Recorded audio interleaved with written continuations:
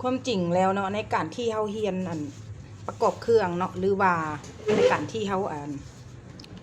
ตัดเครื่องเนี่ยนะมันบ่ได้ยากจักบาทเลยได้ทุกคนเนาะก็แมนยูแต่ว่าความจริงที่ว่าคนที่บ่เป็นก็อาจจะว่ายากเนาะคนที่เป็นแล้วมันบ่ยากนะเนาะถ้าเฮาตั้งใจโฟกัสกับมันเฮียนแท้ๆนะมันบ่ได้ยากหรอกก็คือแบบสิเลยเนาะให้นักเรียนเฮ็ดว่าโอ้ยข่อยเฮ็ดบ่เป็นเพิ่นว่าบางคนว่าเฮ็ดบ่เป็นเนาะบ่เป็นมันก็ขึ้นอยู่ที่เฮาเนาะบ่มีไผดอกคนเฮาทุกคนจะเป็นมาแต่เกิดนะทุกคนเนาะ